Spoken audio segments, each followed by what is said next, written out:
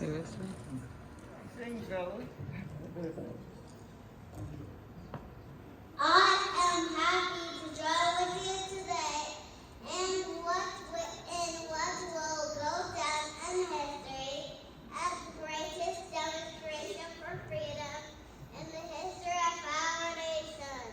5 years ago, a great American in whose symbolic shadow we stand today signed the Emancipation Proclamation. This momentous decree is a great beacon light of hope to millions of Negro slaves who had been seared in the flames of withering injustice. It came as a joyous daybreak to end the long night of their captivity. But 100 years later, the Negro is still not free. 100 years later, the Negro is still badly crippled by the manacles of segregation and the chains of discrimination. 100 years later, the Negro... 100 years later, the Negro lives on a lonely island of poverty in the midst of a vast ocean of material prosperity. 100 years later, the Negro is still languished in the corners of American society and finds himself in exile in his own land. So we've come here today to dramatize a shameful condition. In a sense, we've come to our nation's capital to cash a check. Yes. When the architects of our republic wrote the magnificent words of the Constitution and the Declaration of Independence, they were signing a promissory note to which all Americans were to fall heir. This note was a promise that all men, yes, black men as well as white men, would be guaranteed the unalienable rights of life, liberty, and the pursuit of happiness. We must forever conduct our struggles on the high plane of dignity and discipline. We must not allow our creative protest to degenerate into physical violence. Must not allow us to distrust all white people, for many of our white brothers, as evidenced by their presence here today, have come to realize that their destiny is tied up with our destiny. We cannot walk alone. We cannot turn back. There are those who are asking the liberties of civil rights.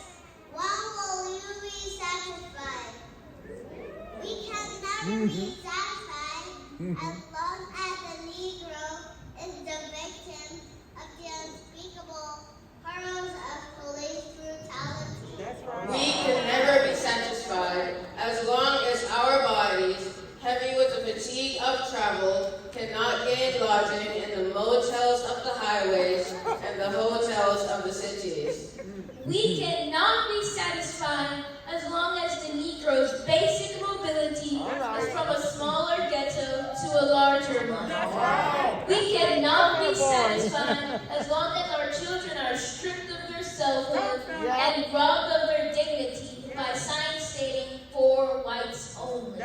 We cannot be satisfied as long as the Negro in Mississippi cannot vote and the Negro in New York believes he has nothing for which to vote. No, we are not satisfied. We are not satisfied until justice rolls out like water and righteousness like a mighty stream. I say to you today, my friends, even though we face the difficulties of today and tomorrow, I still have a dream. It is a dream deeply rooted in the American dream. I have a dream that one day this nation will rise up, live out the true meaning of its creed. We hold these truths to be self-evident, that all men are created equal. I have a dream that one day on the red hills of Georgia, sons of former slaves and the sons of former slave owners will be able to sit down together at the table of brotherhood. I have a dream that even the state of Mississippi, a state sweltering with the heat of injustice, sweltering with the heat of oppression, will be transformed into an oasis of freedom and justice. I have a dream that one day down in Alabama, little black boys and black girls will be able to join hands with little white boys and white girls as sisters and brothers. All right. This will be the day when all of God's children will be able to sing with new meaning. My country, 'tis of thee, sweet land of liberty, of thee I sing. Land where my fathers died, land of the pilgrim's pride, from every mountainside, let's freedom ring. So, and if America is to be a great nation, this must become true. So let's freedom ring from the prodigious hilltops of New Hampshire, Let freedom ring. from the mighty mountains of New York, Let freedom ring.